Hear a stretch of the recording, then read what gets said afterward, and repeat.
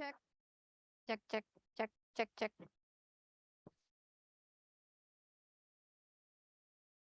قد نارا فلم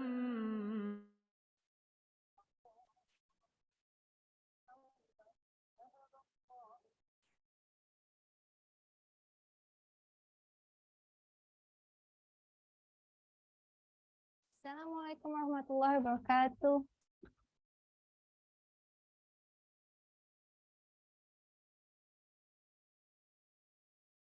Waalaikumsalam warahmatullahi wabarakatuh. Hai Kak Vivi. Apa kabar Gaya? Alhamdulillah baik. Ini udah mulai rame nih yang datang. Ya, Ada alhamdulillah. Ustadz Jafar juga udah ada di sini nih. Iya, salam kenal Ustadz Jafar. Jazakallah khairan udah mau bersedia mengisi di sini ya. Ahlan wa sahlan. Jazakumullah khairan atas undangannya. Oke, Ustadz terima kasih banget nih udah menyempatkan hadir di sini.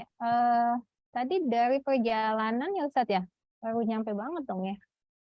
Alhamdulillah. Dari situ Bondo ke Pasuruan. I see. Itu dalam rangka dakwah juga kah? Dalam rangka thalabul ilmi. Waduh, yang kayak Ustadz aja masih belajar ya. Oh ya harus, nggak ada habisnya. Oh, Masya Allah. Udah dari tanggal 15 dari Jogja ke ke Situbondo, ikut daurah fikih Mu'nisul Jalis itu sama Syekh Mustafa, doktor di Al-Azhar. Daurahnya sekitar 12 hari, merampungkan kitab 2 jilid. Ini baru selesai tadi malam. Pagi ini pindah ke Pasuruan. Wow, it's so interesting. Mungkin lain kali bisa sharing nih apa yang dipelajari di sana. Kita jadi Insya Allah. Belajar penasaran. fikih madzhab Syafi'i. Oh, wow. Oh, seru banget. Ada rencana mau di-share nggak, Ustaz? Insya Allah. Nanti kita lihat Invite aku apa ya. yang bisa keluar di tengah ya. Oke deh, ini sudah 7.28, mau langsung dimulai atau gimana Kak Vivi? Boleh nggak ya? Khawatir Ustadznya juga mau ada agenda lainnya. Tafadhol, Ana santai kok. Oke. Oh, by the way, Kak Vivi ini ketua umum kita yang tahun lalu loh. Ini entah kenapa mengundurkan diri, ini kenapa ya Kak Vivi ya? Bukan, biar ada regenerasi dan bisa fokus mencari dana buat kegiatan kita. Benar-benar. Oke deh, kalau gitu kita mulai aja. Bismillahirrahmanirrahim. Alhamdulillahirrahmanirrahim. Wassalatu wassalamu ala asyrofil anbiya ilmu mursalin wa ala alihi wa sahbihi ajma'in amma ba'du. Terima kasih semua udah hadir di sini, rekan-rekan Hikari, ibu bapak yang terhormat, teman-teman sejawat. Terima kasih banyak udah menyempatkan hadir di sini. Mungkin saya bacakan dulu sekilas siapakah Ustadz Ja'far ini. Beliau adalah seorang kelahiran Semarang. Ini sangat interesting karena di usia yang sangat amat muda, beliau aktif sebagai marbot masjid di Baitur Rahman Gejayan, Jogja. Beliau juga aktif sebagai pengasuh Darul Adab, pengasuh Supah Media, pengasuh keluarga dakwah Baitur Rahim, dan pendiri dan pembina Yayasan Haifala. Wow, Masya Allah, sibuk banget ya Ustadz. Makasih banget udah menyempatkan hadir di sini, so go ahead. The time is yours. Bismillahirrahmanirrahim. Rabbi syrah li sadri wa yassir li amri wahlul 'uqdatam min lisani yafqahu qawli. Rabbi zidna ilma warzuqna fahma. Assalamualaikum warahmatullahi wabarakatuh. Waalaikumsalam warahmatullahi wabarakatuh. Waalaikumsalam warahmatullahi wabarakatuh. Alhamdulillahi wa kafa wa nusalli wa nusallim ala habibina wa nabiyina Mustafa Muhammadin wa ala alihi wa ashabihi wa man sara ala nahjihi wa man ittaba'a huda. Usi nafsi wa iyyakum bi taqwallah faqad fazal muttaqun. Qala ta'ala wa tazawwadu fa inna khairaz zadit taqwa.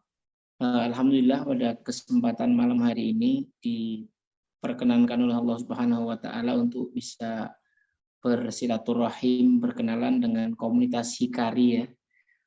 Semoga silaturahmi ini memanjangkan umur kita, menambah barokah usia kita, dan juga melipat gandakan rezeki kita semuanya.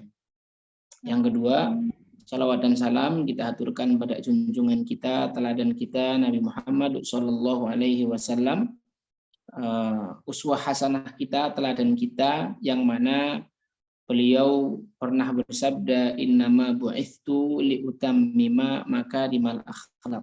Sesungguhnya tidaklah aku diutus melainkan untuk menyempurnakan akhlak yang karimah atau akhlak yang mulia. Orang-orang Quraisy sebelum hadirnya Rasulullah SAW, mereka bukan orang yang dalam tanda kutip tidak punya akhlak sama sekali. Mereka adalah orang yang luar biasa. Orang Arab terkenal dengan asyaja'ah wal karamah. Mereka terkenal dengan keberanian dan kedermawanannya. Kan tetapi mereka masih memiliki banyak catatan-catatan tentang akhlak mereka, sehingga diutusnya Rasulullah SAW adalah untuk menyempurnakan, sehingga ketika kita melihat Islam kita akan menemukan gambaran akhlak yang luar biasa. Yang ketiga, saya mengingatkan diri pribadi dan para akhwat semua ini ya ceritanya ya. Tidak ada yang ikhwan ada? Ada ikhwan. Berarti saya mengingat, Masya Allah. Saya mengingatkan diri pribadi dan jamaah sekalian, teman-teman aktivis dari komunitas Hikari, untuk senantiasa meningkatkan takwa. Takwa definisi simpelnya adalah melaksanakan perintah, menjauhi larangan. Terlihat mudah diucapkan tapi tidak semudah itu untuk dilaksanakan. Kita punya banyak sekali tantangan untuk menjadi pribadi yang bertakwa. Langsung saja, insya Allah malam ini kita akan mendiskusikan sebuah kitab yang luar biasa. Kitabnya namanya Kitab Ta'limul Muta'alim. Ini kitabnya saya bawa. Kitab Ta'limul Muta'alim, ditulis oleh Imam Burhanul Islam Az-Zarnuji. Ngomong-ngomong, Burhanul Islam Az-Zarnuji ini bukan nama asli beliau. Burhanul Islam adalah julukan, artinya orang yang memberikan petunjuk, orang yang memberi keterangan. Az-Zarnuji itu adalah nisbat. Jadi orang Arab itu biasanya minimal punya 3 nama. 1 nama aslinya, yang kedua nama kunyahnya, yang ketiga laqab. Contohnya Umar bin Khattab itu nama asli. Umar nama aslinya. Kunyahnya adalah Abu Hafsin, bapaknya Hafsah, karena Umar punya anak perempuan namanya Hafsah, maka Umar dipanggil Abu Hafs. Itu namanya nama kunyah. Saya insya Allah nanti kalau punya anak saya kasih nama Abdullah. Jadi kunyah saya adalah Abu Abdillah. Aisyah Ummul Mukminin radhiyallahu taala anha wa ardhaha juga tidak punya anak sama sekali, tapi punya nama kunyah yaitu Ummu Abdillah. Kemudian nama laqab atau julukannya Umar bin Khattab adalah Al-Faruq. Nah, kita kembali ke Imam Burhanuddin Az-Zarnuji. Az-Zarnuji ini adalah nama nisbat. Beliau dinisbatkan di kota Zarnuj. Tempat tinggal beliau adalah di kota Zarnuj, yang mana sebagian para ulama itu menyebutkan kota Zarnuj ini adalah daerah Turkistan, daerah yang disebut Mawaro'an Nahar, yaitu Sungai Jihun. Sampai sekarang tidak ada satu orang pun yang tahu siapa nama asli Imam Burhanuddin Az-Zarnuji, karena memang di dalam kitabnya tidak tertulis sekali namanya, tidak ditulis sama sekali nama beliau. Kenapa? Kan sekarang ini banyak para penulis-penulis justru berusaha menunjukkan identitas dan nama dia, nama pena dia atau nama apapun. Akan tetapi Imam Burhanuddin Az-Zarnuji itu ketika menulis kitab Ta'limul Muta'alim, saking ikhlasnya beliau tidak mau menulis namanya sama sekali di dalam kitab itu. Kemudian naskah atau teks kitabnya ini beliau masukkan ke satu tempat, kemudian beliau lemparkan ke laut, beliau buang ke laut, beliau mengatakan, ya Allah, kalau saya menulis ini semata-mata mengharapkan wajahmu, maka jadikanlah kitab ini kitab yang bermanfaat. Maka dilempar itu kitab, sampai sekian waktu, kemudian terdampar di satu wilayah, ditemukan oleh seseorang, dibaca, ternyata ini adalah kitab yang sangat luar biasa. Kemudian dikaji, dipelajari, dicetak ulang sampai sekarang di Indonesia ini kalau kita tahu di pondok-pondok Nahdliyin itu hampir semua pondok sebelum mempelajari ilmu yang lain pasti belajar kitab Ta'limul Muta'alim dulu.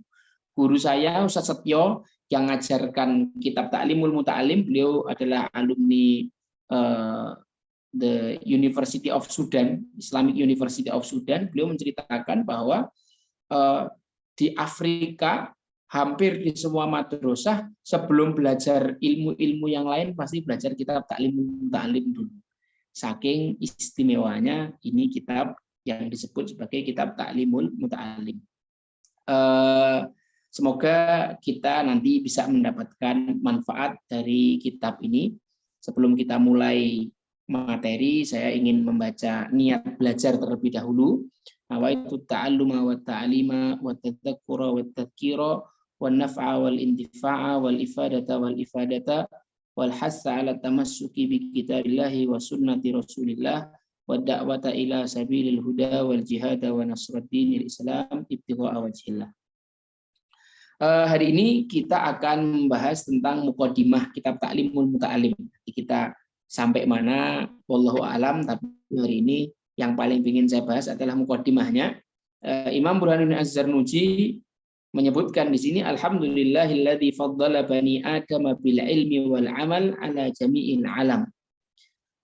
Segala puji bagi Allah yang telah memuliakan Bani Adam dengan ilmu dan amal atas seluruh makhluk yang ada di alam semesta. Nabi Adam itu dimuliakan sama Allah Subhanahu wa taala, para malaikat disuruh bersujud kepada beliau dikarenakan ilmu beliau. Maka kita anak keturunan Adam yang ingin memperoleh kemuliaan sebagaimana kakek moyang kita atau nenek moyang kita, maka bagi kita untuk melazimi ilmu. Wassalatu wassalamu ala sayyidil arabi wal ajam wa ala alihi wa ashabihi ya nabi'il ilmi wal hikam. Salawat dan salam semoga senantiasa terlimpahkan kepada baginda Nabi Muhammad SAW, yaitu penghulu seluruh manusia baik dari kalangan Arab maupun orang-orang ajam, dan juga semoga kesejahteraan terlimpah kepada para keluarga ahli bait Rasulullah SAW dan juga para sahabatnya, yang mana mereka ini semua adalah ya nabi'il ulumi wal hikam, yaitu mata air ilmu dan hikmah. Mata air ilmu dan hikmah. Di sini kita mengambil pelajaran bahwa seorang penuntut ilmu yang baik, seorang pembicara yang baik, itu ketika membuka majelisnya tidak akan pernah lepas dari dua hal. Yang pertama, memuji Allah dengan hamdalah atau athana. Yang kedua adalah dengan selalu membaca sholawat. Maka kadang-kadang saya menegur beberapa teman-teman yang ketika membuka majelis langsung Assalamualaikum warahmatullahi wabarakatuh, langsung saja kita mulai acara kita ya. Salah satu adab seorang muslim dalam bermajelis adalah memulainya dengan hamdalah dan sholawat. Berikutnya wa ba'du, di sini adalah kalau dalam penulisan karya ilmiah itu latar belakang masalah atau alasan pemilihan judul atau alasan penulisan kitab. Di sini Imam Az-Zarnuji, Imam Burhanuddin Az-Zarnuji mengatakan, falamma ra'aitu katsiran min tullabil ilmi fi zamanina yajiduna fil ilmi wa la yasilun. Ketika saya perhatikan banyak sekali para penuntut ilmu di zaman kita yang mana mereka itu sungguh-sungguh sekali dalam menuntut ilmu, akan tetapi tidak sampai kemana? tidak sampai kepada barokahnya ilmu atau manfaatnya ilmu. Jadi kita tahu Imam Az-Zarnuji ini hidup di tahun sekitar tahun 600-an Hijriah.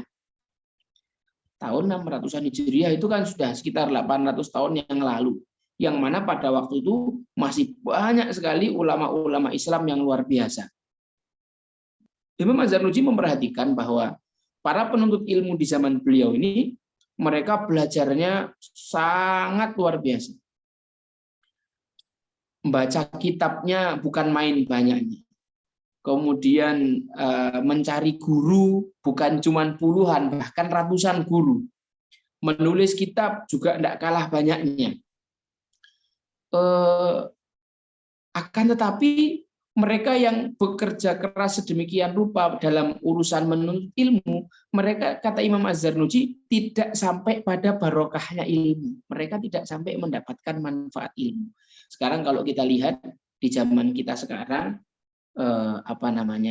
anak-anak sekolah dari TK, SD, SMP, SMA, kuliah, S1, sarjana, mungkin menghabiskan waktu sekitar 18 tahun.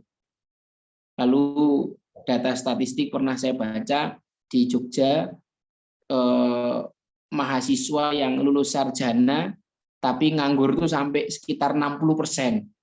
Mereka menghabiskan 18 tahun umur mereka, tapi kemudian mereka nganggur, nggak ada kegiatan dan manfaat yang jelas. Anak-anak sarjana ketika lulus yang dipikirkan kerja sama nikah.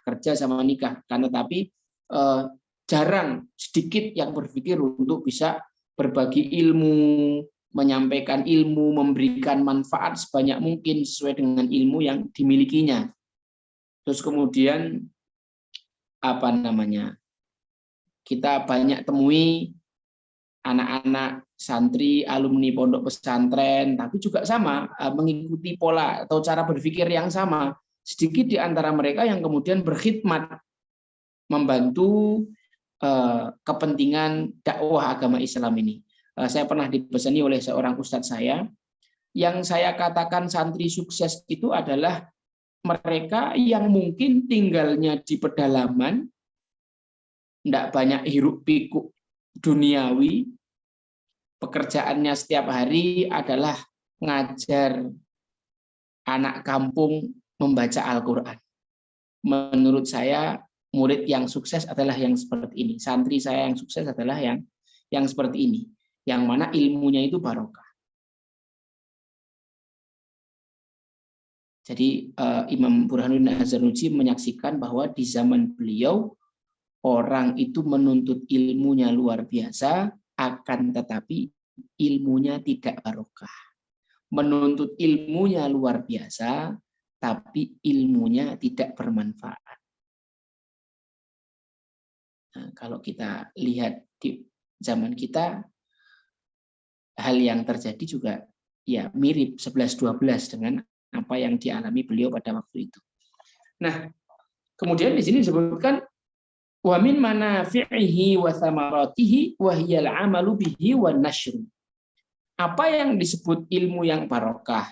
Apa yang disebut ilmu yang bermanfaat? Ilmu yang barokah itu ilmu yang seperti apa sih? Ciri-cirinya apa sih? Ilmu yang bermanfaat itu tandanya apa?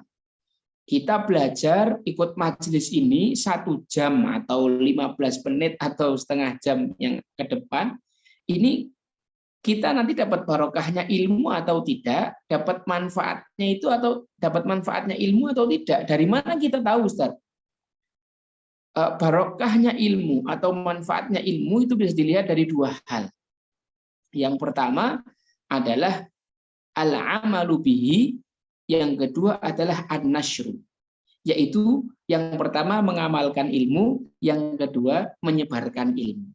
Jadi kalau kita ingin ngecek ilmu kita barokah atau enggak itu gampang. Tinggal kita cek apakah setelah kita dapat ilmunya kita amalkan, lalu kita ajarkan, atau berhenti sampai di sekedar tahu. Barusan kita dapat ilmu bahwa para penuntut ilmu itu adabnya ketika memulai majelis selalu memulai dengan hamdalah, pujian kepada Allah dan sholawat. Alhamdulillah wassalatu wassalamu ala Rasulillah. Kalau kemudian ilmu yang sedikit ini kita praktekkan, kita amalkan, berarti fa insya Allah ilmu yang kita dapatkan ini adalah ilmu yang bermanfaat, ilmu yang barokah. Lalu ditambah lagi kita semangat untuk mengajarkannya kepada orang lain. Ini menunjukkan, ini merupakan indikator bahwa ilmu kita itu bermanfaat.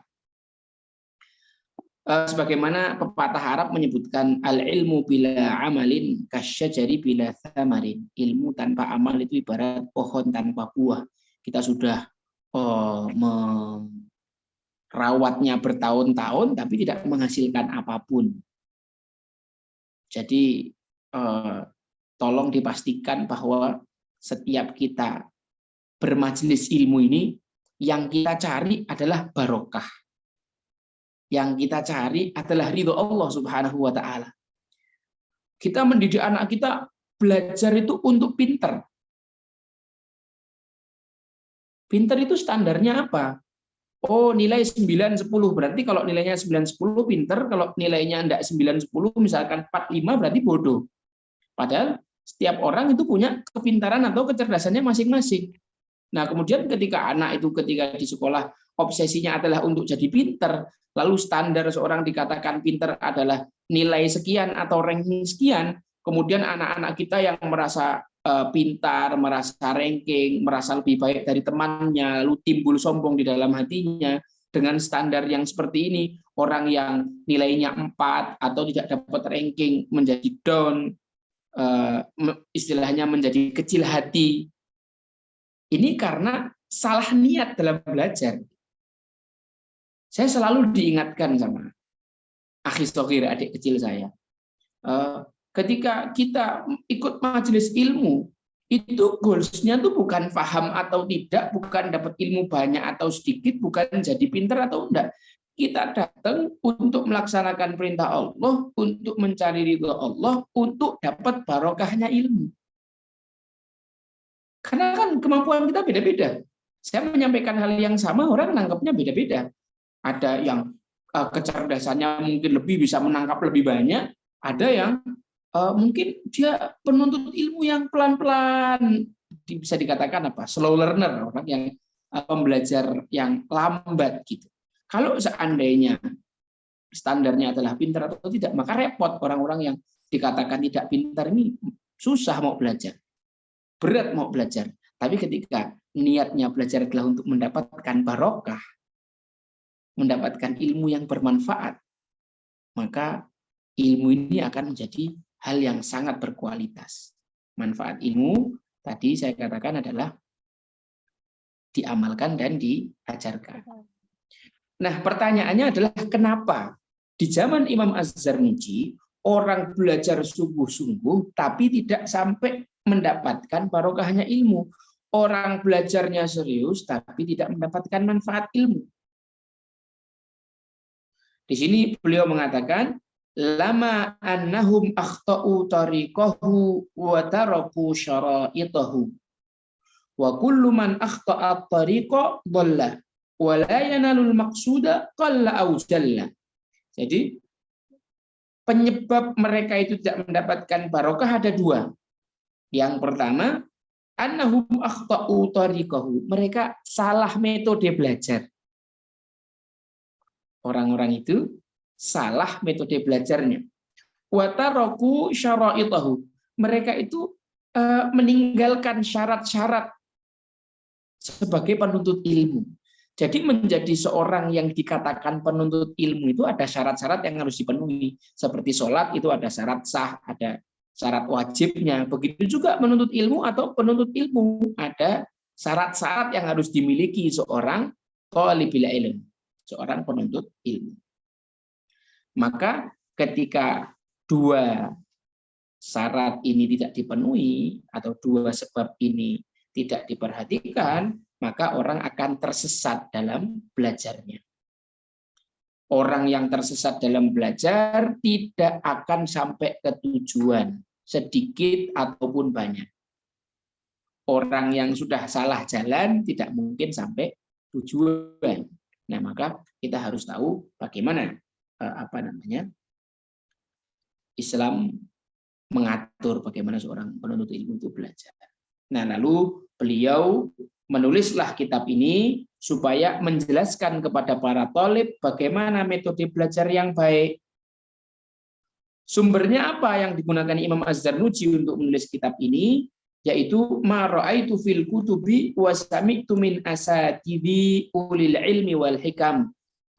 Beliau mengambil referensi dari kitab-kitab, kitab induk tentunya Al-Quran, As-Sunnah, kemudian kitab para salafus soleh tentang al-ilmu. Kemudian beliau juga menulis kitab ini berdasarkan observasi, penelitian yang beliau lakukan, yang beliau dapatkan informasi-informasi itu daripada guru-guru beliau, yang mana beliau ini adalah seorang imam yang bermadhab Hanafi dan beliau memiliki guru-guru yang luar biasa. Begitulah beliau menulis kitab ini semata-mata mengharapkan wajah Allah, beliau mengikhlaskan niat supaya nanti di yaumil akhir beliau diselamatkan oleh Allah Subhanahu wa taala. Beliau juga beristikharah dalam menulis kitab ini. Lalu kitab ini beliau katakan wasamaituhu ta'limul muta'allimi tariqut ta'allumi. Ta'limul muta'allim tariqut ta'allum. Nah, untuk mengatasi dua masalah tadi, orang yang salah metode belajar dan kurang syaratnya, Imam Az-Zarnuji menulis kitab ini berisi 13 pasal. Berisi 13 pasal yang kalau kita mempelajari dan berusaha mengamalkannya, kita akan menjadi thalibul ilmi yang baik, penuntut ilmu yang baik. Ada 13 pasal. Pasal pertama tentang fi mahiyatil ilmi wal fikhi wa fadlih. Apa itu ilmu? Apa itu fikih? Apa keutamaannya? Pasal pertama membahas tentang hakikat ilmu. Kemudian pasal yang kedua, ini saya bacakan pasal-pasalnya. Pasal yang kedua adalah fi niyati fi halit ta'allumi. Niat dalam belajar. Jadi saya sudah katakan orang itu kalau ketika belajar salah niat bahaya. Rasulullah SAW bersabda, man ta'allama ilman liyusiba bihi 'aradan minad dunya lam yajid 'arafal jannah, yakni rihuha. Siapa yang belajar ilmu tujuannya untuk mendapatkan kepingan duniawi, maka dia akan diharamkan dari baunya surga. Sedangkan surga itu baunya bisa dicium dari jarak 500 tahun perjalanan. Lah kalau nyium baunya aja enggak bisa, apalagi masuk ke dalamnya. Dan bahkan disebutkan dalam hadis, orang yang paling pertama kali masuk neraka jahanam itu bukan orang musyrik, bukan orang munafik, bukan orang kafir. Akan tetapi seorang penuntut ilmu yang salah niat dalam belajarnya. Ketika ditanya, kenapa kamu belajar? Saya belajar supaya bisa menyebarluaskan ilmu Engkau ya Allah. Kata Allah, kadzabta, kamu dusta.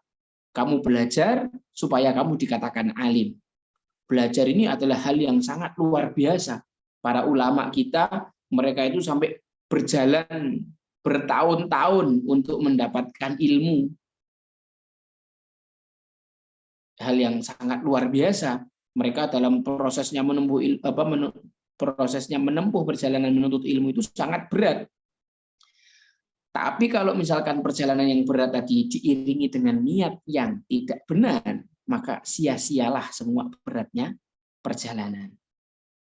Ada yang kuliah selama 4 tahun, akan tetapi ternyata dia tidak mendapatkan apapun dari pelajarannya. Maka di situ di pasal kedua dibahas tentang niat menuntut ilmu. Apa sih niat menuntut ilmu supaya kita ini selalu bersemangat mendapatkan ilmu-ilmunya Allah Subhanahu wa taala. Yang ketiga, faslun fi ikhtiyaril ilmi wal asatid wasyariki wathabati. Pasal tentang memilih ilmu, memilih guru, memilih teman, dan istiqomah. Apakah kita wajib mempelajari semua ilmu? Lalu ilmu apa yang paling wajib kita pelajari? Bolehkah kita belajar tafsir saja, hadis saja, fikih saja, kedokteran saja, filsafat saja? Seperti apa diaturnya? Bagaimana cara kita memilih ilmu yang tepat untuk kita pelajari. Kalau seandainya kita disuruh mempelajari semua ilmu tentu berat. Belajar tafsir, usul tafsir, kaidah tafsir. Dan orang tidak bisa belajar tafsir kecuali belajar bahasa Arab, belajar nahwu, belajar sorof, belajar balaghah, ma'ani, bayan, arad, kemudian belajar hadis, mustalah hadis, usul hadis, belajar fikih, usul fikih, maqasidus syariah, belajar qawaid fikih dan lain sebagainya. Kalau kita wajib mempelajari semua, wah repot. Nah, maka di sini kita diajari bagaimana memilih ilmu. Kemudian memilih guru juga. Siapa guru yang paling pantas kita jadikan guru? Yang paling berilmukah, atau yang paling warokkah, atau yang paling tuakah, atau yang paling banyak titelnya kah? Yang seperti apa yang paling layak kita sebut sebagai guru? Yang paling kaya raya, atau yang seperti apa? Kemudian teman juga. Karena teman ini sangat mempengaruhi. Kita punya komunitas ini ya, alhamdulillah kita punya komunitas Sikari di mana di sini para ikhwan wal akhwat difasilitasi oleh para pengurus untuk punya selalu semangat dan vibes untuk meningkatkan keilmuan kan gitu, dengan berbagai macam materi-materi yang diberikan. Mungkin kalau kita sendiri akan lebih berat, tapi dengan adanya teman-teman atau komunitas itu menjadi lebih ringan. Nah, bagaimana kita memilih teman yang baik dalam belajar? Bagaimana supaya kita bisa istiqomah? Pasal yang keempat, fi ta'zimil ilmi wa ahlihi. Bagaimana kita menghormati ilmu dan pemilik ilmu. Nanti di sini kita akan diajarkan bagaimana sih menghormati ilmu, bagaimana sih kita menghormati ustadz, bagaimana menghormati ulama, bagaimana menghormati keluarga ulama, bagaimana menghormati anaknya para ulama, bagaimana kita menghormati buku, bagaimana kita menghormati segala hal yang ada urusannya dengan ilmu. Kemudian pasal yang kelima adalah faslun fil jiddi wal muwadhabati wal himmah. Pasal tentang kesungguhan, pasal tentang ketekunan, dan pasal tentang cita-cita yang tinggi. Itu pasal yang kelima. Nanti kita akan bahas bagaimana caranya supaya kita selalu punya energi untuk semangat. Bagaimana kita membuat cita-cita yang tinggi, karena Allah nggak suka cita-cita yang receh. Kemudian yang keenam, fi bidayatis sabqi wa qadrihi wa tartibihi. Pasal tentang memulai pelajaran. Dimulainya kapan, bagusnya hari apa, jam berapa, memulainya dari kitab apa, memulainya dari mana, memulainya seukuran apa, berapa sih ukuran kita mulai belajar, apakah langsung majelis 1 jam atau 5 menit atau 20 menit. Karena saya punya guru yang belajar sampai ke Mauritania dan Sudan, itu ternyata sampai sana sehari itu belajar sama Syekh cuman baca kitab 15 menit. Sisanya beliau belajar sendiri. Nah, bagaimana itu? Model belajar yang seperti itu, dan bagaimana urutan-urutannya. Kita mulainya dari kitab yang langsung besar, yang ensiklopedi, atau kita mulainya dari kitab matan yang kecil-kecil dulu, yang tipis-tipis, yang mudah dipahami dan dihafalkan. Kemudian yang ketujuh adalah faslun fit tawakkuli, pasal tentang tawakal. Kenapa sih kok kita ada urusan tawakal juga di dalam menuntut ilmu? Karena pemahaman itu bukan ranah kita. Ranah kita adalah menambah ilmu. Sebagaimana kita berdoa, Rabbi zidna ilma warzuqna fahma. Ya Allah, tambahkan ilmu dan berikanlah rizki berupa pemahaman. Karena pemahaman itu rizki. Pemahaman itu rizki, tidak bisa kita atur. Kita mendengarkan ustadz yang sama, materi yang sama, kitab yang dipelajari sama, ternyata Allah Subhanahu wa taala memberi seorang hamba pemahaman lebih dibanding yang lain. Ada yang belajarnya sudah Masya Allah sungguh-sungguh tidak hafal-hafal.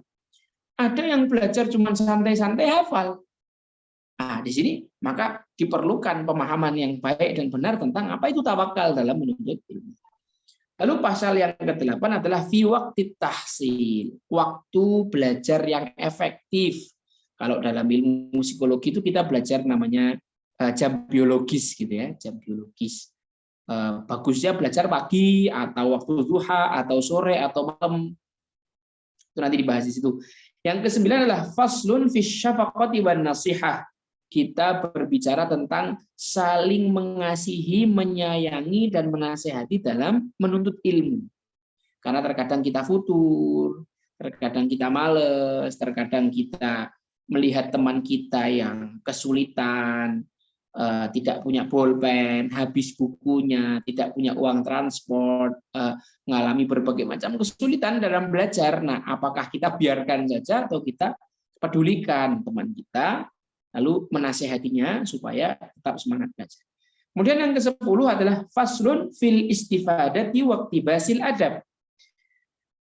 Pasal tentang bagaimana kita bisa menyerap sebanyak mungkin pelajaran dan juga mempelajari adab. Saya dipesani sama guru saya, Ustadz Mustaqim, ya akhi, dimanapun antum berada, pastikan antum selalu memberikan ifadah wal istifadah, belajar atau memberikan pelajaran kepada orang lain. Dan juga bagaimana kita mengambil adab dari guru-guru kita. Karena ilmu bisa dipelajari dari buku, tapi adab hanya bisa dicontoh dari seorang guru. Tidak bisa mempelajari adab itu sebatas dari buku. Kita apalagi zaman sekarang ini majelis, sekolah, kuliah online, orang-orang mematikan kamera, mematikan voice-nya, kemudian belajar sambil ngeletak, tiduran, sambil makan, kaki taruh atas meja, nggak ada adabnya sama sekali. Mungkin kalau kita majelis offline nggak mungkin begitu kan. Kalau kita majelis offline bareng-bareng, kita mendengarkan ustadz, mana mungkin kita semudah itu tidak menjaga adab. Kemudian yang ke-11 adalah faslun fil wara'. Faslun fil wara', bab wara'. Apa itu wara'? Wara' itu adalah orang yang menjaga diri dari hal yang syubhat dan yang makruh. Bahkan yang mubah, apabila hal-hal tersebut mempengaruhi kebersihan hatinya dan urusan agamanya. Makanan syubhat, makanan haram yang kita makan akan menjadi barrier yang menyebabkan kita tidak bisa mendapatkan ilmu. Kemaksiatan yang kita lakukan itu menghalangi kita dari ilmu, sebagaimana Imam Syafi'i mengatakan, syakautu ila waqi'in su'a hifdzi. Aku pernah mengadu kepada guruku Imam Waqi' tentang buruknya hafalanku. Padahal Imam Syafi'i kalau berangkat ke masjid itu telinganya pasti disumbat. Ketika ditanya, kenapa telingamu disumbat? Apapun yang aku dengar dalam perjalanan berangkat maupun pulang dari masjid, semuanya akan aku hafal, maka aku sumbat telingaku. Imam Syafi'i kalau membaca kitab, itu beliau baca bagian yang kanan, maka bagian yang kiri, bagian kanannya ditutup. Kenapa? Supaya jangan sampai bagian kanannya paham dan hafal duluan ketimbang yang kiri yang sedang dibaca. Saking cerdasnya Imam Syafi'i, tapi beliau mengatakan, aku mengeluhkan tentang buruknya hafalanku pada guruku Imam Waqi'. Maka Imam Waqi' mengatakan, fa'arsyadani ila tarkil ma'asi. Guruku mengajariku untuk meninggalkan maksiat. Wa akhbarani bi annal ilma nurun. Beliau mengabariku bahwa ilmu itu cahaya. Wa nurullahi la yuhda lil 'asi. Dan cahaya Allah tidak diberikan pada para pelaku maksiat. Jadi orang menuntut ilmu tapi masih rajin maksiat. Ya, itu akan menjadi penghalang utamanya. Maksiat itu seperti apa? Ya, semua hal yang kita fahami baik dari Al-Qur'an maupun hadis itu merupakan kemaksiatan. Contoh Ustaz, apa Ustaz maksiat yang paling kecil? Maksiat yang paling kecil itu merengut. Apa merengut bahasa Indonesianya? Bermuka masam. Karena ketika Rasulullah didatangi Abdullah bin Ummi Maktum, beliau merengut dan bermuka masam, lalu ditegur sama Allah Subhanahu wa taala. Abasa wa tawalla an ja'ahul a'ma wa ma yudrika la'allahu yazzakka. Muhammad bermuka masam dan berpaling ketika didatangi seorang yang buta. Abdullah bin Ummi Maktum. Wa ma yudrika la'allahu yazzakka. Dan apakah kamu tahu bahwa orang itu, si orang buta itu datang untuk membersihkan dirinya? Kalau sekedar merengut saja itu maksiat dan Rasulullah ditegur, lalu kemaksiatan apa yang kita perbuat? Ada kemaksiatan yang dohir, yang tampak kita kerjakan, bisa dilihat bentuknya, mencuri, berzina, dan lain sebagainya, mendolimi orang, makan yang bukan haknya. nanti juga akan ditegur sama Allah dengan teguran atau hukuman yang dohir, baik kecil maupun besar. Karena para ulama kita itu kalau sandalnya putus nangis, bukan karena tidak bisa beli sandal lagi, akan tetapi beliau muhasabah, dosa apa yang tak perbuat kok sampai Allah menegur yang belum saya muhasabai, belum saya istighfari gitu. Dan hukuman yang dohir yang besar itu seperti gempa bumi, bencana-bencana alam yang lainnya, likuifaksi, itu karena kemaksiatan merajalela dan tidak ada amar ma'ruf nahi munkar.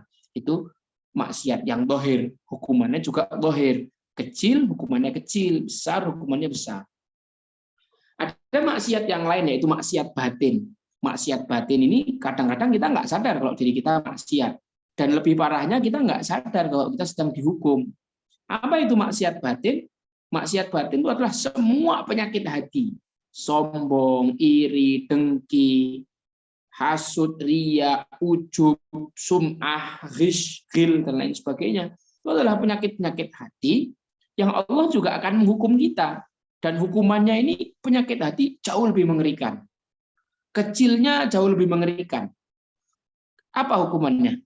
Kita sholat tapi tidak merasakan apapun, kita terhalang dari ngaji, kita nggak bisa menikmati bacaan Quran kita terhalang dari zikir, kita terhalang dari dakwah, kita tidak peduli kepada Islam, kita majelis ilmu tapi tidak paham ilmu, kita mendengarkan 1 jam tapi Allah tutup pemahaman kita. Ini hukuman-hukuman atas kemaksiatan kita, dipimpin oleh pemimpin yang zalim misalnya, itu juga akibat dari kaum muslimin tidak mau mengajari anak-anaknya, generasinya dengan ilmu, sehingga generasi-generasinya menjadi orang-orang bodoh yang hanya mementingkan dirinya sendiri, hanya berpikir tentang keuntungan dia sendiri, pikirnya kerja dan nikah saja, tapi tidak mementingkan kepentingan maslahat kaum muslimin yang lain. Dia tidak pedulikan masjid yang tidak ramai, tidak pedulikan anak-anak yang tidak bisa baca Quran, buta huruf Al-Quran semakin tinggi, jauh dari ilmu, sekedar rukun wudhu saja tidak hafal, tidak bersyukur atas nikmat-nikmat yang Allah berikan. Nah, ini nanti luar biasa. Na'udzubillah summa na'udzubillah.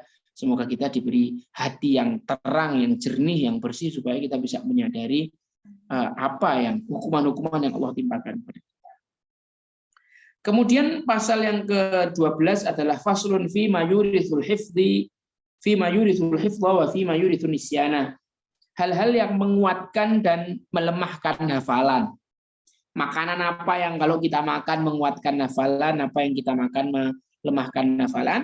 Pasal yang terakhir adalah fima yajlibur rizqa wa fima yamna'u wa ma yazidu fil umuri wa ma yanqus.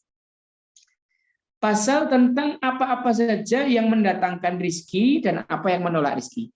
Apa yang memanjangkan umur, apa yang mengurangi umur. Itu pasal terakhir. Di sini nanti kita akan berusaha memahami dengan baik apa yang disebut dengan rizki. Jangan kita sangka rizki itu uang. Banyak orang yang menyangka rizki itu uang. Jadi kalau nggak punya uang seakan-akan nggak punya rizki. Nah ini repot tuh orang-orang yang definisi rizkinya sempit. Maka dia hanya akan menjadi orang-orang yang gelisah terus hatinya. Allah berfirman, huwa aghna wa aqna. Aku itu mengkayakan dan mencukupkan. Jadi Allah itu hanya menciptakan kaya dan cukup. Kalau kita menemui ada orang miskin dan orang fakir, itu mentalitas. Fakir miskin itu mentalitas. Walaupun Allah sebutkan juga innamas shadaqatu lil fuqara wal masakin. Tapi Allah menciptakan kaya dan cukup. Perasaan miskin, perasaan fakir itu adalah perasaan di dalam diri.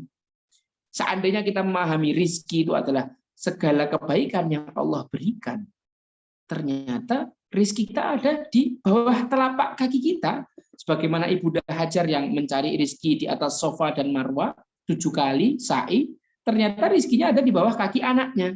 Banyak suami-suami yang Masya Allah bekerja luar biasa banting tulang di luar sana, dan dia tidak sadar kalau rizkinya itu adalah istrinya yang solehah. Dia tidak sadar kalau rizkinya itu anaknya yang soleh. Saya punya teman yang harus menghabiskan puluhan juta setiap bulannya karena anaknya nakalnya luar biasa. Harus dibawa ke psikiater dan para asatid. Apa gunanya gaji besar yang kemudian semuanya raib hilang karena anaknya nakal? Bisa jadi rizki itu teman yang baik, komunitas yang baik, tetangga yang baik. Repot nggak sih kita punya tetangga yang jahat, nakal? Atau kita punya tetangga yang ketika hujan, dia mengangkatkan jemuran kita. Itu rizki. Sahabat yang soleh, rizki. Punya ustadz yang bisa kita datangi, menyampaikan ilmu yang kita butuhkan. Itu rizki. Rizki yang paling tinggi adalah ilmu. Nah, ketika kita memahami dengan baik apa itu rizki, kita tidak akan keliru. Tidak seperti orang yang Masya Allah luar biasa jungkir baliknya, dia diperbudak oleh dunia. Dia punya rumah yang mewah luar biasa, mobilnya banyak, kasurnya empuk, tapi orangnya tidak pernah tidur di rumah. Rumah yang bagus, yang pakai pembantu, kasurnya yang empuk, ya tidak dipakai, dia tidurnya nggak di rumah. Mobilnya yang pakai sopirnya, bahkan istrinya pun akhirnya dipakai sopirnya karena dia nggak pernah menyentuh istrinya. Naudzubillah, banyak orang yang keliru paham tentang rizki lalu terjatuh disangkanya rizki itu uang, padahal rizki itu adalah segala kebaikan yang Allah berikan dan itu sangat luas sekali. Nah, itulah enaknya kalau kita bisa istiqomah belajar kitab Ta'limul Muta'lim sehingga kita punya view. Ngomong-ngomong, kalau teman-teman ada yang kuliah ya, kitab Ta'limul Muta'lim ini semacam filsafat ilmu gitu. Kitab Ta'limul Muta'lim ini semacam filsafat ilmu. Kemudian saya mau menutup materi saya pada kesempatan kali ini dengan kisah Nabiullah Musa alaihissalam dalam prosesnya menuntut ilmu. Beliau adalah nabi yang sangat luar biasa. Beliau disebut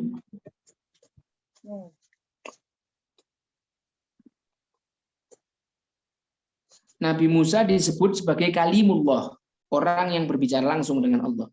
Beliau adalah ulul azmi, nabi yang paling sabar. Beliau adalah alimnya Bani Israel. Beliau adalah orang yang diturunkan kepadanya kitab Taurat.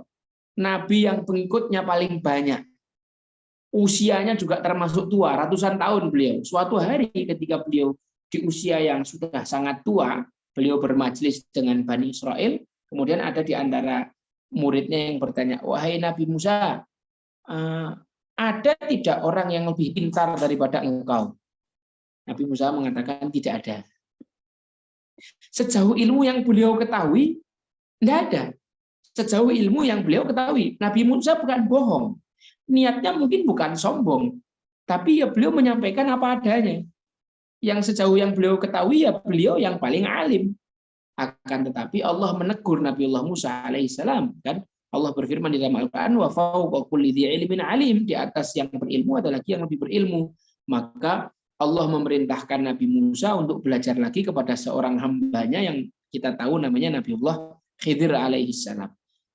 Nah, ini perkataan Nabi Musa ketika mau belajar itu luar biasa, diabadikan Allah dalam suratul Kahfi.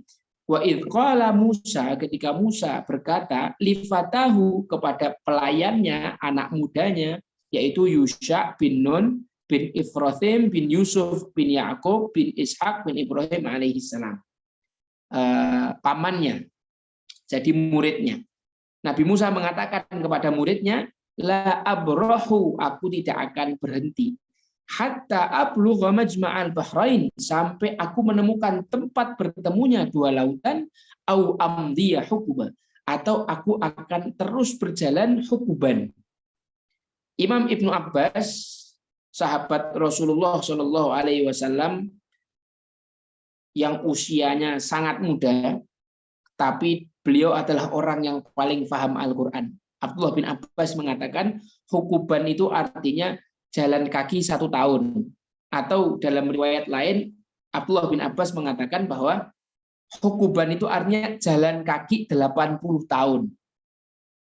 Nabi Musa, orang yang paling alim, di usia yang sudah sangat tua, siap berjalan kaki menuntut ilmu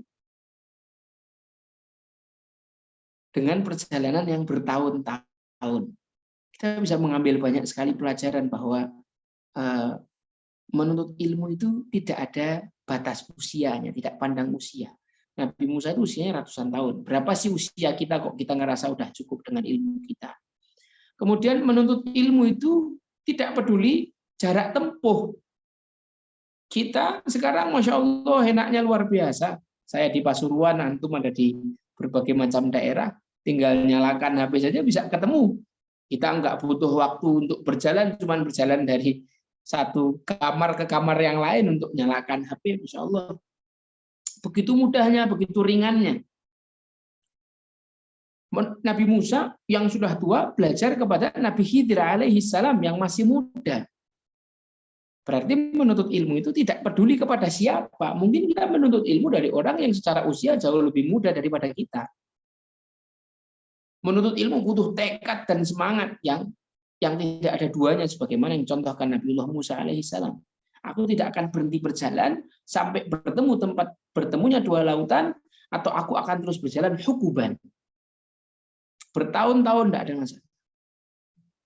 Butuh tekad yang luar biasa dalam menuntut ilmu. Kalau orang tidak punya semangat seperti Nabi Musa ini, mungkin baru belajar sebentar, mengalami sedikit goncangan, tidak enak, tidak nyaman, tidak betah, langsung pulang, balik kanan, kayak gitu. Atau malas lagi ikut majelis, malas lagi ikut taklim. Kemudian di sana Nabi Musa bertemu setelah melewati perjalanan sekian lama dengan Yusha bin Nun, membawa seekor ikan. Kemudian ternyata ikan itu hilang. Allah sudah memberikan keterangan bahwa kalau nanti ikan itu hilang, berarti disitulah kamu akan bertemu dengan hambaku. Nah, disebutkan fawajada abdan min ibadina dalam surat Al-Kahfi ya. Maka mereka berdua, Nabi Musa dan Yusha, mendapati seorang hamba min ibadina, jadi hamba-hambaku, hamba-hamba pilihanku, yaitu Nabi Khidir. Atainahu rahmatan min indina, yang kami beri rahmat dari sisi kami, wa 'allamnahu min ladunna ilma. Lalu kami berikan ilmu dari sisi kami juga. Jadi ada ilmu yang makasib, ilmu yang didapat dengan proses belajar, ada ilmu yang mawahib, didapat begitu saja dari Allah Subhanahu wa taala, bahkan tanpa lewat proses belajar sekalipun. Dan seorang guru yang baik yang Allah pilihkan untuk Nabiullah Musa alaihissalam adalah seseorang yang para ulama menyebutkan rahmah atau kasih sayangnya mendominasi ketimbang ilmunya. Jadi kalau kita milih guru itu yang apa? Yang rahmahnya dominan, yang kasih sayangnya dominan. Bukan ilmunya dominan tapi tidak punya rahmah.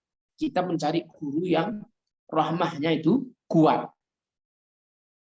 Maka kita akan mendapatkan ini. Rahmah atau kasih sayang bukan berarti guru tidak menghukum loh. Karena Nabi Musa ikut Nabi Khidir memberi syarat, jangan kamu tanya apapun, jangan protes apapun yang tak lakukan. Ternyata Nabi Musa tidak bisa menahan pertanyaannya, begitu 3 kali tanya, Nabi Khidir mengatakan, hada firaku baini wa baini. Cukup sampai sini pertemuan kita. Nah, maka Nabi Khidir langsung menghukum. Kalau di kampus itu langsung di DO, drop out. Hanya karena 3 pertanyaan. Nabi Musa nanya 3 pertanyaan, itu menyelisih kesepakatan, di mana kesepakatannya tidak boleh nanya, maka dihukum. Tidak boleh ikut beliau lagi. Jadi rahmah itu bukan berarti tidak menghukum. Karena yang menghukum bukan berarti tidak sayang. Justru orang tua mungkin akan menghukum anaknya karena sayang. Sekarang kita lihat banyak para ustadz, banyak guru honorer yang gajinya tidak seberapa, 1 bulan cuma 200-300 ribu. Itu ketika mendandani anak-anak muridnya, menjewer muridnya, gurunya di penjara. La ilaha illallah, la haula wa la quwwata illa billah. Artis sinetron dibayar mahal untuk merusak akhlaknya anak-anak kita. Guru-guru dibayar apa adanya untuk memperbaiki akhlak yang sudah dirusak. La ilaha illallah itu tidak sebanding. Maka saya sebagai pengasuh di Darul Adab, saya mendidik santri dengan pendidikan yang tegas. Terkadang saya menjewer santri, terkadang saya pecut santri, karena Rasulullah SAW juga mengajarkan alikus saud, gantungkan pecut di rumahmu, karena dari situlah anakmu akan belajar adab. Anak ketika dibilangi baik-baik, dinasehati, masih belum paham, masih belum mau berubah, syariat Islam memberikan alternatif pendidikan, yaitu pendidikan dengan pecut gitu kan. Ajari anakmu sholat umur 7 tahun. Kalau umur 10 tahun masih belum mau sholat, pukullah dia.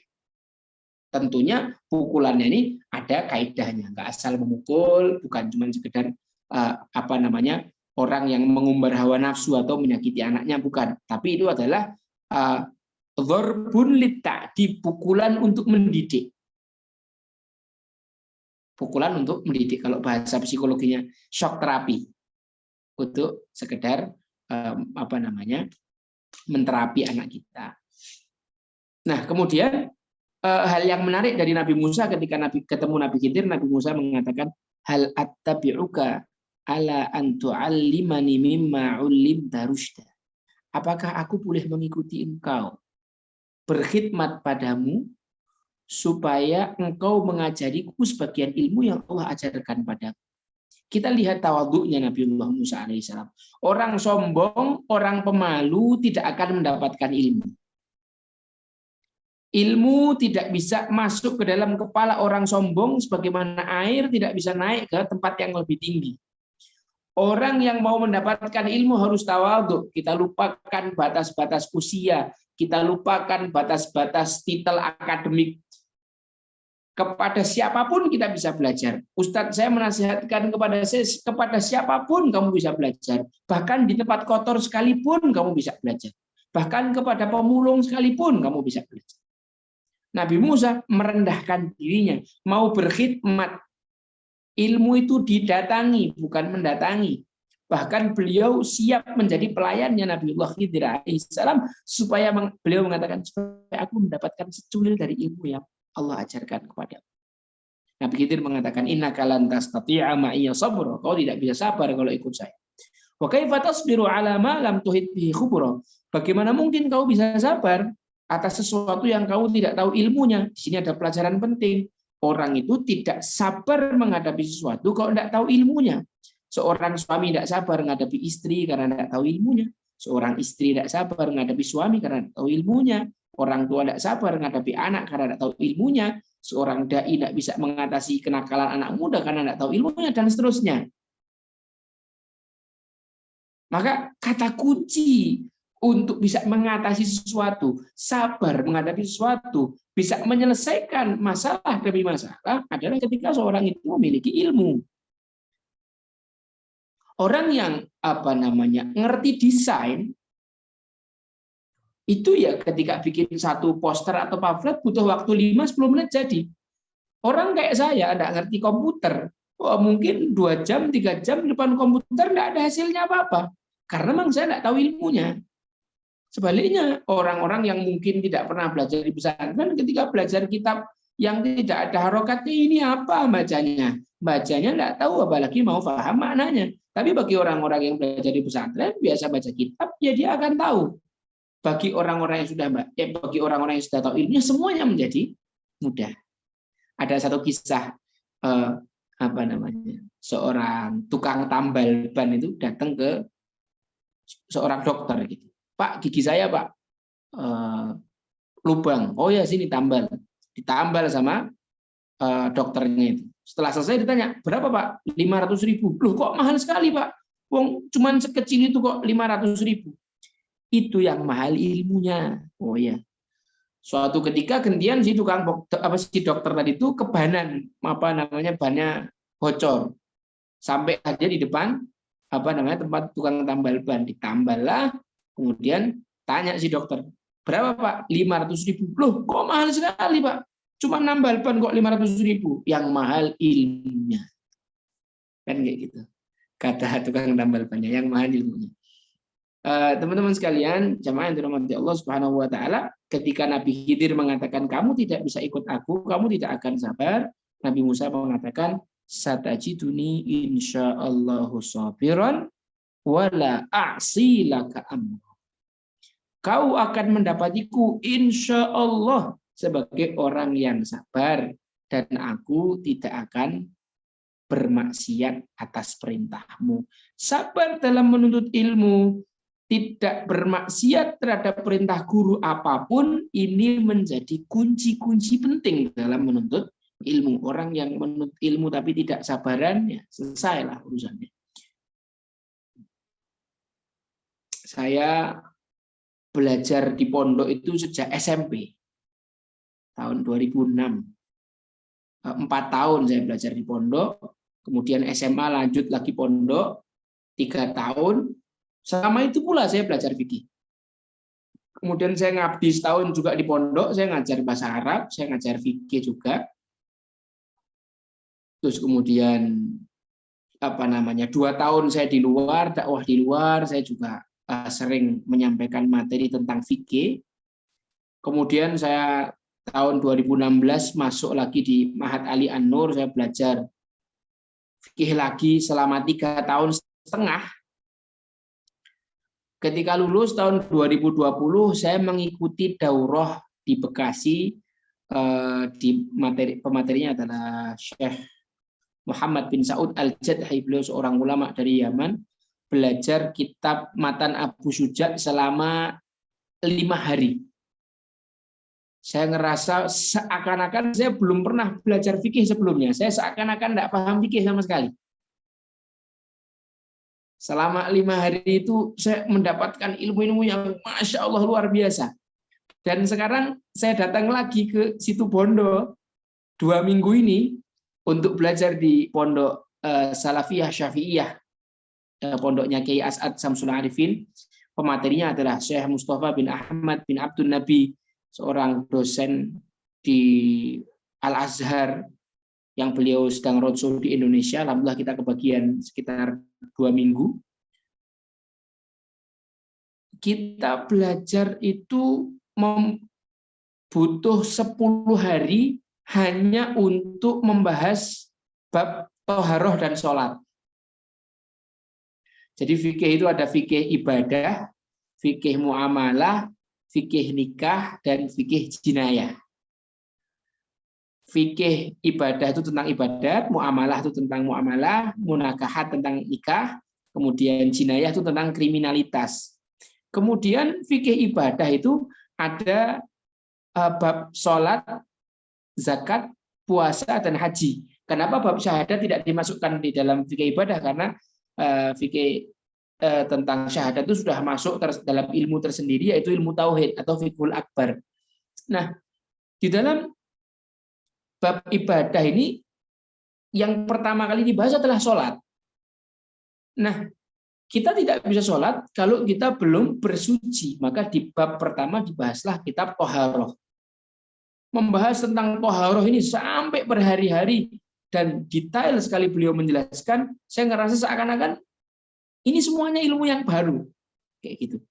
Jadi dari situ saya ngerasa semakin kita belajar, semakin kita merasa kita tidak punya ilmu. Semakin kita belajar, semakin merasa kita ini kosong. Semakin merasa kita tuh tidak punya apa-apa. Masya Allah luar biasanya ilmu Allah Subhanahu Wa Taala. Maka saya memotivasi diri saya sendiri dan para ikhwah sekalian, ikhwan wal akhwat, untuk menjadi orang-orang yang selalu dekat dengan ilmu. Pesan saya, jadilah alim. Kalau tidak bisa, jadilah muta'alim atau penuntut ilmu. Kalau tidak bisa, jadilah mustami', orang yang ya sesekali menghadiri majelis mendengarkan ilmu. Kalau tidak bisa lagi jadi mustami', jadilah muhibbina lil ulum wa ahli ilm. Jadilah para pencinta ilmu dan para ahli ilmu. Cintailah para ahli ilmu, cintailah para ulama, cintailah orang-orang yang dekat dengan ilmu. Wala takun khamisan fatuhlik. Jangan jadi yang kelima, nanti kau akan binasa. Jadi cuma 4 aja pilihannya. Jadi alim atau muta'alim atau mustami' atau muhibbina lil ilmi wa ahli ilmi. Demikian saja yang dapat saya sampaikan pada kesempatan malam hari ini. Semoga yang sedikit ini bisa menjadi pengingat. Apabila banyak kurang dan salah, saya minta maaf. Ada benarnya dari Allah, saya tidak punya saham. Kesalahan atas kebodohan dan ketidaktahuan saya. Semoga Allah mengampuni. Akhiru da'wana alhamdulillahirabbil alamin. Assalamualaikum warahmatullahi wabarakatuh. Waalaikumsalam warahmatullahi wabarakatuh. Wah, keren banget. Ada 3 lembar catatan saya, Pak Ustadz. Insya Allah. Ini mau dibuka forum tanya jawab atau gimana? Tafadhal, marhaba. Oke, untuk teman-teman Hikari ada yang punya pertanyaan silahkan bisa open mic, open video. Wah, Kak Vivi nih langsung. Go ahead. Langsung aja ya. Oke. Ya, silahkan. Kak Vivi. Iya, boleh Ustadz manggil saya, itu nama panggilannya. Ya. Jazakallahu khairan ya atas ilmunya. Ini padahal baru mukadimah ya Ustadz. Mukadimahnya aja udah sampai, saya juga dapat 4 lembar ini nyatetnya. Alhamdulillahirabbil alamin. Dan mudah-mudahan ini berkah ya, maksudnya bukan cuma ilmu yang masuk dan tertinggal di otak aja gitu, tapi memang bisa diamalkan. Amin ya Allah. Ini Ustadz, mungkin karena kita kan sebenarnya kan komunitasnya ini Hikari Parenting School ya, berarti untuk parents ya. Jadi kita memang di sini banyak membahas tentang tema-tema parenting, tapi kita juga pengen belajar tentang banyak hal juga sebenarnya gitu ya. Dan salah satunya dari kitab Ta'lim Muta'alim ini sebenarnya saya udah sempat baca sedikit doang di awal-awal itu ya. Ada terjemahannya Ustadz, kalau saya bukan orang pesantren dan cuma bisa yang pakai bahasa Latinnya Ustadz gitu. Iya, enggak ada masalah. Iya.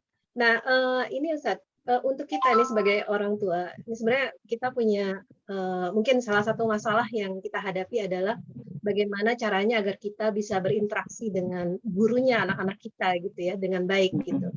Karena kan kita ingin ilmu yang didapat anak itu kan berkah gitu. Jadi mungkin ini salah satu bab yang dibahas ya Ustadz ya. Ada di salah satu bab yang dibahas. Pertanyaannya bagaimana sih caranya kita sebagai orang tua agar bisa berinteraksi dengan para guru anak-anak kita gitu ya, sehingga memang ilmu yang didapat anak kita itu berkah ya, kemudian memang bisa menjadi akhlak gitu ya untuk anak-anak kita. Itu dulu ya pertanyaan saya, nanti yang lain mau bertanya juga. Itu dulu. Assalamualaikum warahmatullahi wabarakatuh. Waalaikumsalam warahmatullahi. Jazakumullah pertanyaannya Kak Vivi.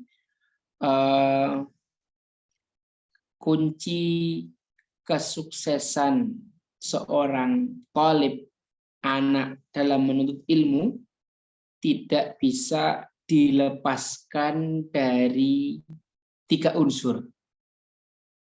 Dari diri anak itu sendiri, yang kedua dari orang tua, yang ketiga dari guru. Artinya mindset tentang barokah, mindset tentang ilmu yang bermanfaat ini harus dipahami secara baik oleh ketiga belah pihak. Mentalitas, semangat atau perasaan hati untuk mendapatkan barokah dan manfaatnya ilmu ini harus dipahami oleh 3 belah pihak. Nah, di sini mungkin karena kita bicara parenting, yang paling bisa saat ini, paling masuk akal bertanggung jawab adalah orang tua. Apalagi kita orang-orang tua yang sudah pernah belajar kitab Ta'limul Muta'alim, yang sudah mendapatkan mindset baru tentang menuntut ilmu itu goals-nya itu mendapatkan barokah.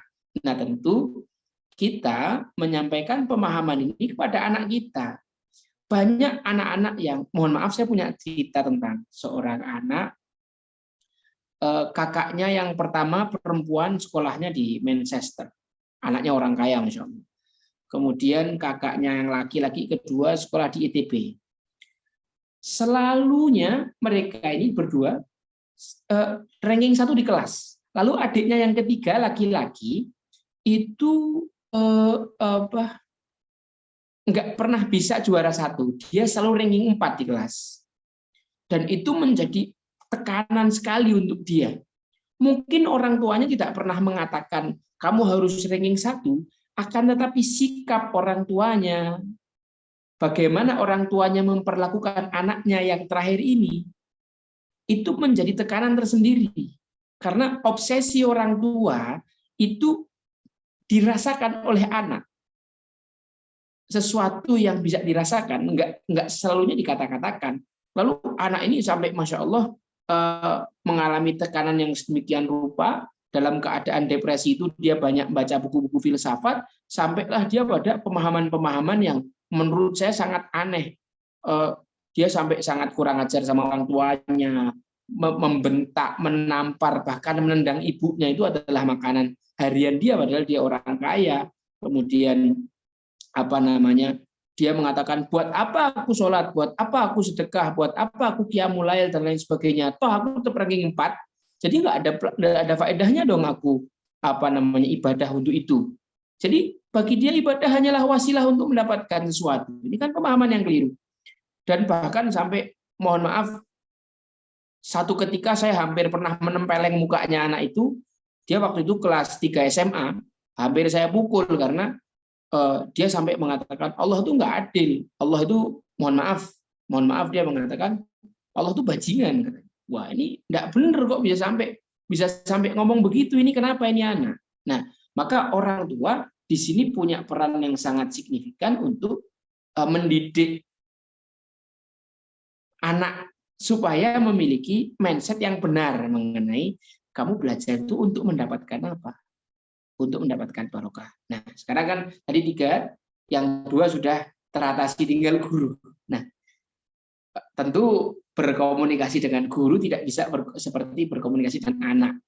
Memang guru lebih dewasa, tapi kita tidak punya otoritas terhadap guru.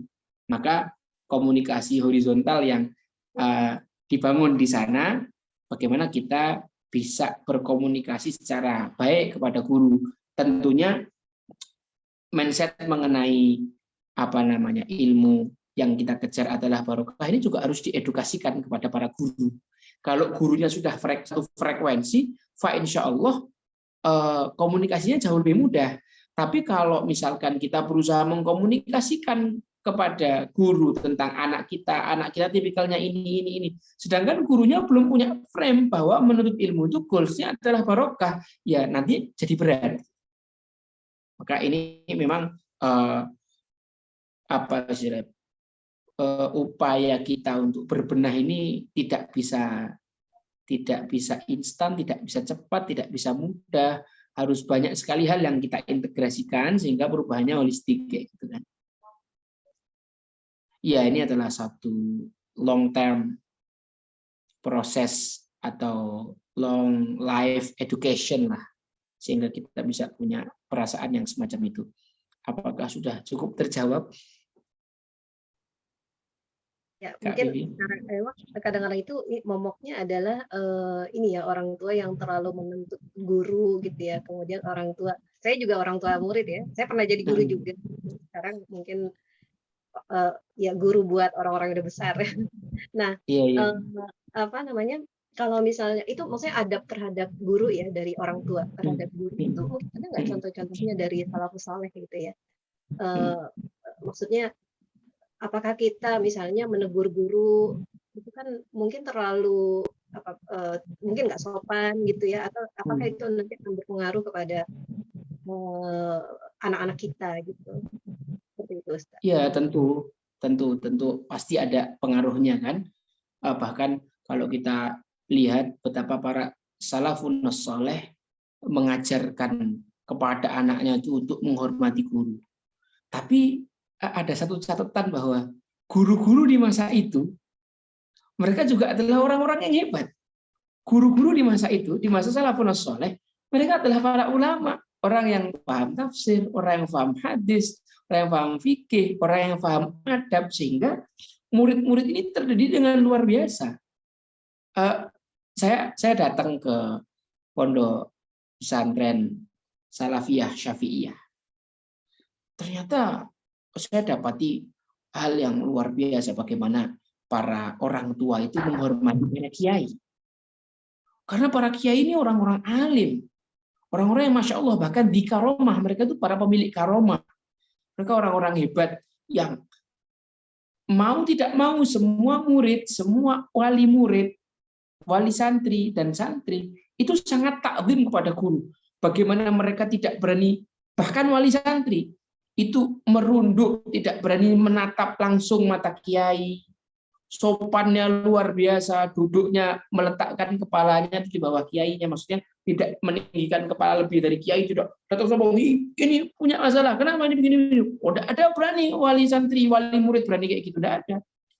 Mereka semua hormat, mereka semua ta'zim kepada para kiai. Nah, masalahnya guru-guru anak kita di sekolah mungkin tidak sampai pada kapasitas itu, sehingga wali santri akan cukup berbeda konteksnya. Tentu bagaimana kita mencontohkan kepada anak kita tentang adab-adab kepada para guru, cara berbicara yang baik, cara menasihati yang baik. Tentu kalau kita menasihati guru itu dengan cara yang tidak mengenakan, itu malah bisa menjadi bumerang buat anak kita sendiri. Guru itu menjadi tidak respect dengan anak kita, atau nanti pilih kasih terhadap anak kita karena orang tuanya. Ada satu kisah tentang abah saya. Abah saya itu dulu pernah waktu kecil bikin masalah di sekolah. Ustadznya marah. Maka abah saya dipukul pakai penggaris sampai patah penggarisnya. Penggaris kayu. Nah, kemudian abah saya mengadu ke jid saya, kakek saya. Bah, mau dipukuli sama guru pakai penggaris sampai patah. Oh gitu. Lah kenapa? Akhirnya abah saya cerita, lalu kemudian abah saya dibawa sama enjit saya ke rumahnya Ustadz yang tadi mukul itu. Abah saya udah seneng, bayangannya akan dibela. Ternyata sampai di rumahnya Ustadz itu, enjit saya bilang sama sang Ustadz, Ustadz, besok kalau anak saya nakal lagi, pukul lagi pakai penggaris sampai patah. Enggak cuma 1, 2, 3, kalau patah bilang saya tak belikan lagi penggaris yang baru. Itu kerjasama yang luar biasa antara seorang guru dengan orang tua, sehingga anak tidak punya kesempatan untuk berpikir bahwa aku tuh benar. Gitu. Kadang-kadang yang salah anak, dia yang bikin masalah.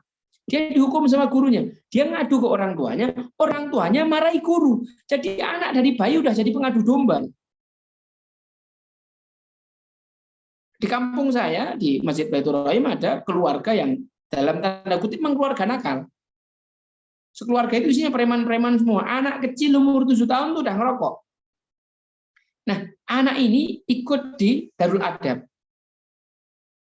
Hampir setiap hari dia selalu mengadu ke ustadz-ustadznya. Saya dinakali fulan, saya dinakali fulan, saya dinakali fulan. Setiap ngadu sama ustadz yang lain, anak yang nakal yang dipanggil dan dimarahi. Kalau anak salah, anak nanya sama dia. Kenapa kamu selalu dinakali sama anak-anak? Jangan-jangan kamu yang bikin masalah duluan. Coba panggil yang nakali kamu. Ketika yang nakali tak panggil, kenapa kamu nakali dia? Dia yang mulai dulu, Kak. Oh, ya memang berarti dia yang mulai duluan. Berarti kadang-kadang ada anak-anak kecil masih yang umurnya 7 tahun. Tapi dia suka cari masalah, lalu dia playing victim. Nah, maka apa namanya? Kita juga harus memastikan bahwa anak kita itu bukan yang menyebabkan masalah, sehingga kita ketika mendatangi guru itu dengan niat ayo bekerja sama untuk membenahi anak kita. Bukan dengan semangat subjektif, kenapa kau membeginikan anakku? Karena setiap guru punya caranya masing-masing, punya metode pendidikannya masing-masing. Saya katakan bahwa di depan wali murid bahwa saya ini adalah guru yang tipe pendidikannya keras. Kalau sudah dengar adzan, kok ada santri yang masih mainan, akan saya pukul, akan saya pecut, akan saya cubit, akan saya jewer. Kalau ibu-ibu tidak cocok dengan metode pendidikan saya, bawa pergi anaknya, tidak usah disekolahkan di tempat saya. Nah, tapi kan ini tidak bisa ditiru di semua tempat. Wah, kalau saya di tempatnya orang, saya kayak gitu ya, saya dikeluarkan jadi pengajar di situ kan. Tapi kan ini karena punya kita sendiri, dan wali santri juga tidak kita minta untuk SPP. Jadi kita memang kasih kenceleng untuk infak. Ya, monggo silakan, siapa yang mau infak silakan infak. Tapi ini bukan berarti Anda membayar kami untuk didik anak Anda. Anda tidak mau isi juga nggak apa-apa kok. Kami cuma ingin ngelihat Anda sejauh apa kepedulian terhadap anaknya. Kalau seandainya Anda tidak bayar semua pun tidak ada masalah. Kami akan cari. Nah, mindset pendidikan Barat adalah kan tidak ada guru. Kalau kita baca bukunya Bobby the Potter itu apa quantum teaching, quantum learning itu kan konsepnya tidak ada murid yang bodoh, tidak ada murid yang nakal, yang adalah guru yang tidak bisa ngajar. Kenapa konsepnya begitu? Karena di Barat idenya adalah materialistis atau materialisme, sehingga para guru merasa butuh terhadap uangnya wali murid, sehingga mereka harus memaksimalkan potensinya untuk mendapatkan itu. Tidak ada murid mau nakal kayak apa, murid mau bodoh kayak apa. Yang salah mereka karena mereka yang butuh. Tapi sedangkan para ulama kita di Timur Tengah, siapa yang butuh ilmu? Kita yang butuh ilmu, kita yang datang ke mereka. Mereka adalah gudangnya ilmu. Mereka tidak butuh duit dari kita sama sekali. Bahkan para masyayikh, para ulama di Timur Tengah, kalau ada murid dari mana-mana yang kesulitan dalam urusan pendanaan, mereka yang memberi bahkan kan kayak gitu. Nah, ini hal-hal yang perlu kita coba rapikan. Ini diskusinya diskusi yang panjang, nanti insya Allah semoga kita dapat waktu yang lebih untuk bisa mendiskusikan lebih lanjut. Wallahu a'lam bishawab. Itu sejauh yang Anda tahu. Jazakallah khairan Ustaz. Baikku. Oke, terima kasih atas pertanyaannya dengan jawabannya dari Ustadz Ja'far. Semoga kita semua yang hadir di sini diberi manfaat dari yang sudah Ustadz jabarkan, diberi pengetahuan terhadap apa yang bermanfaat, dan teman-teman Hikari semua di sini diberi pemahaman dalam memahami agama. Amin. Sekian webinar Hikari hari ini. Hikari memiliki visi untuk mengadakan kelas-kelas edukasi untuk remaja, orang tua, baik online maupun offline. Terima kasih untuk Ustadz Ja'far, terima kasih banyak-banyak sudah hadir di sini. Terima kasih untuk teman-teman Hikari semuanya. Saya sebagai MC mohon undur diri. Mohon maaf sebesar-besarnya kalau ada kesalahan dari kata-kata saya. Mari kita tutup dengan membaca hamdalah dan doa kafaratul majelis. Alhamdulillahirabbil alamin. Allahumma wa bihamdika asyhadu an la ilaha illallah astaghfiruka wa atubu ilaik. Terima kasih semuanya, sampai jumpa minggu depan. Assalamualaikum. Waalaikumsalam warahmatullahi Waalaikumsalam warahmatullahi wabarakatuh. Terima kasih. Ana minta izin live. Jazakumullah semuanya yang sudah mendengarkan. Ya, mudah-mudahan. Terima kasih banyak Ustaz. Ya. Ya, sama-sama.